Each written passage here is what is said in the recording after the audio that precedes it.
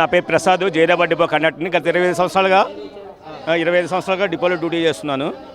అయితే అనుకోకుండా ఒక అతను పైసలు ఇవ్వాలని చెప్పి డ్యూటీ అయిపోయిన తర్వాత పోలీస్ స్టేషన్కి పోయే క్రమంలో మీ ఇద్దరం కొట్లాడుకున్నామని. చిన్న ఘర్షణ అయితే 10 మంది వస్తారు కదా, ఈ వయసులో మేమేం కొట్లాడుకుంటాం సార్. చిన్న ఘర్షణ అయితే 10 మంది 20 మంది వస్తారు. ఇద్దరు కండక్టర్ కొట్టాలని విజిలెన్స్ రిపోర్ట్ తీసుకోండి డిఎం గారు. మమ్మల్ని సస్పెండ్ రిమూవల్ సర్వీస్ చేశారు సార్. ఇప్పటికి 9 నెలలు అవుతుంది. చాలా ఇబ్బంది పడుతున్నా సార్. ఎండీ గారు ఎన్నో కార్యక్రమాలు చేస్తున్నారు ఆర్టీసీలో.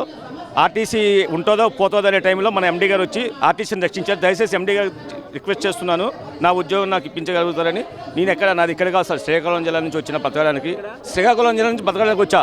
97లో వచ్చినా ఇప్పటివరకు ఎటువంటి రిమార్క్ లేదు, ₹1 కలెక్ట్ చేయలేదు.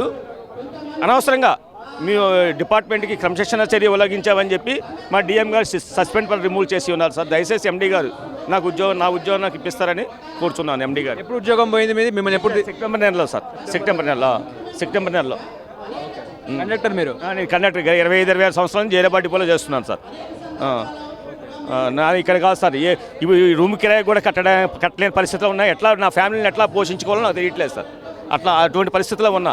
దయచేసి మిమ్మల్ని ఎండీ గారిని రిక్వెస్ట్ చేసుకుంటాను, నా ఉద్యోగం నాకు ఇప్పించగలుగుతారని కోరుచున్నాను. ఇప్పుడు మొన్న కూడా మీ అంటే కార్మికులందరూ ఇక్కడికి వచ్చారు కదా, అప్పీల్ మేళలో పెట్టడానికి నేను రాలేదు.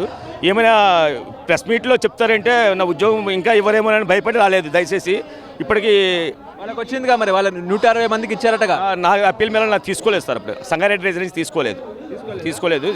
ఎండీ గారు దృష్టి పెట్టి దయచేసి నా ఉద్యోగం నాకు ఇప్పిస్తారని, మీ తరపున నాకు హెల్ప్ చేస్తారని కోరుకుంటున్నాను. మీ యూనియన్ మరి ఎవరైనా కలిసారా? యూనియన్ లీడర్ ఉంటే ఇట్లా జరిగేది కాదు. యూనియన్ లేనందువల్ల ఇట్లా అయింది. అడిగేవాళ్ళు లేనందువల్ల డిఎం గారు ఓన్ డిసిషన్తో డిపోస్ పేరు పెడతారు, సస్పెండ్ చేస్తారు, రిమూవ్ చేస్తారు. Service from remove. ఇప్పుడు కండక్టర్ పోస్ట్ కూడా లేకుండా చేశారు సార్ డిఎం గారు.